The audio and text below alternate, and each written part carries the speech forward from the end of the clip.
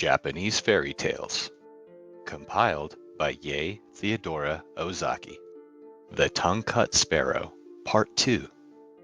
The Lady Sparrow begged him to stay and rest several days and enjoy the change, but the old man said he must return to his old wife, who would probably be cross at his not coming home at the usual time, and to his work, and therefore, much as he wished to do so, he could not accept her kind invitation.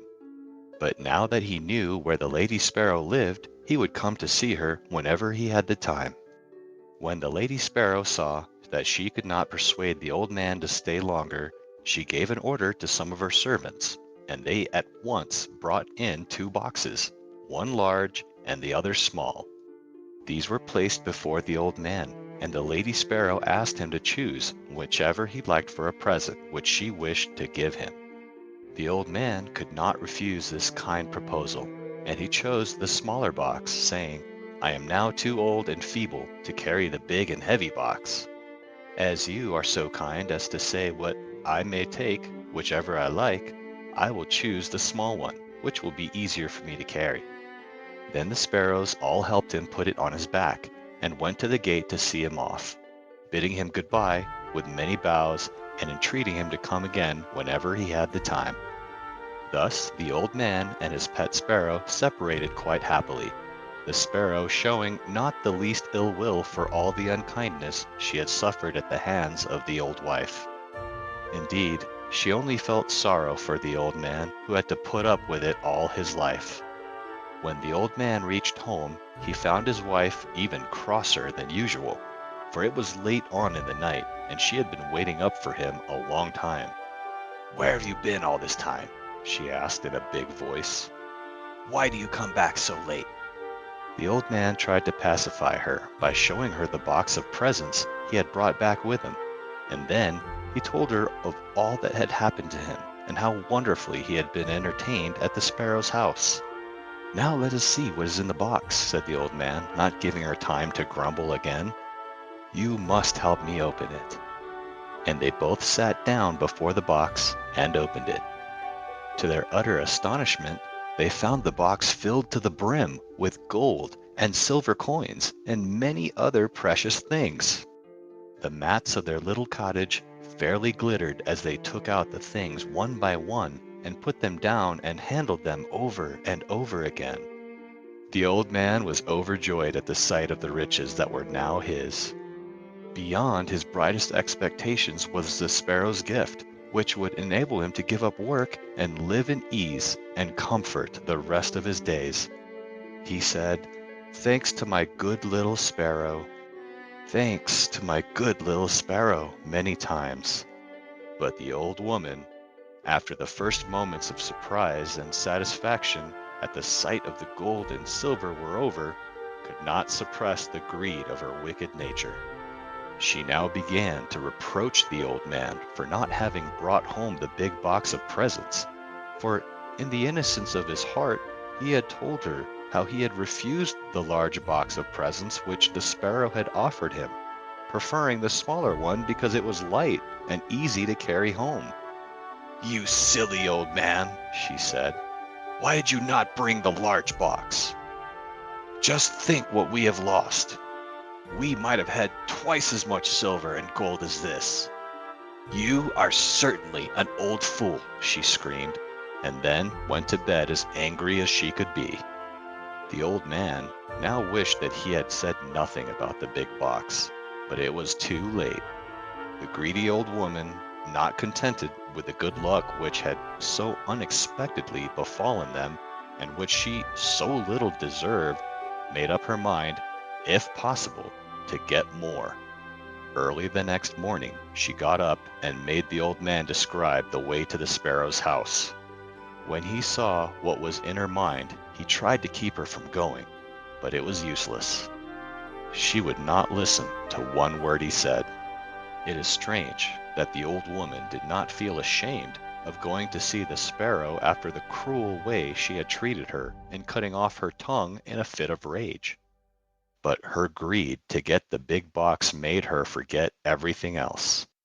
It did not even enter her thoughts that the sparrows might be angry with her as indeed they were, and might punish her for what she had done.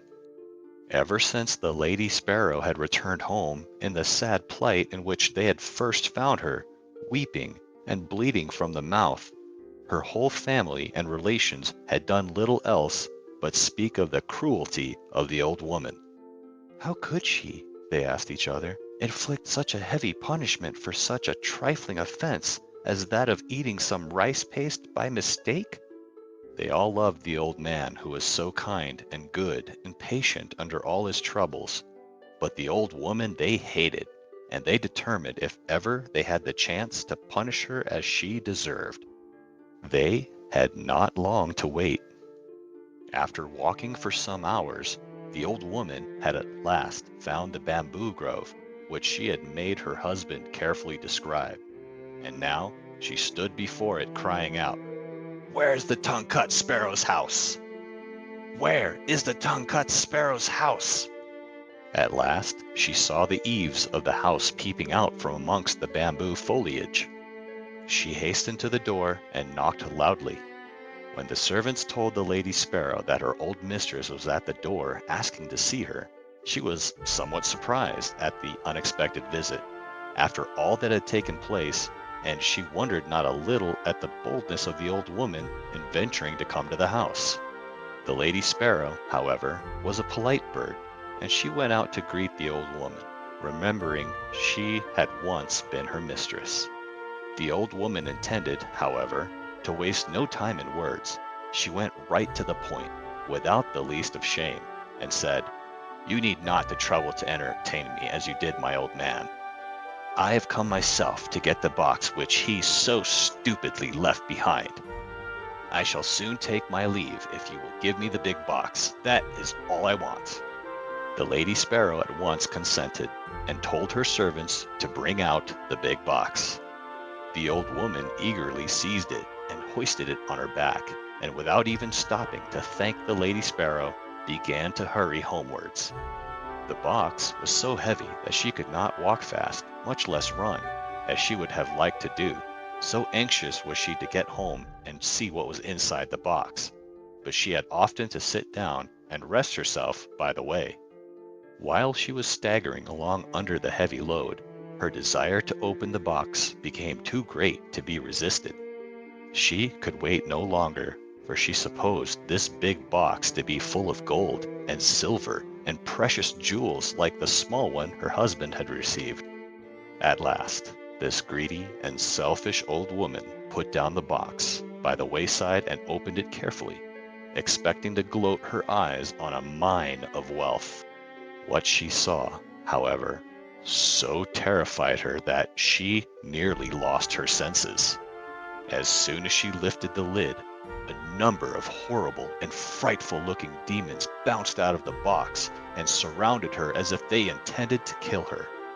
Not even in nightmares had she ever seen such horrible creatures as her much-coveted box contained. A demon with one huge eye right in the middle of its forehead came and glared at her. Monsters with gaping mouths looked as if they would devour her. A huge snake coiled and hissed about her, and a big frog hopped and croaked towards her.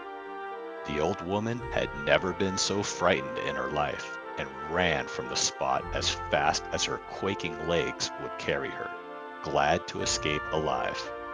When she reached home, she fell to the floor and told her husband with tears all that had happened to her, and how she had been nearly killed by the demons in the box.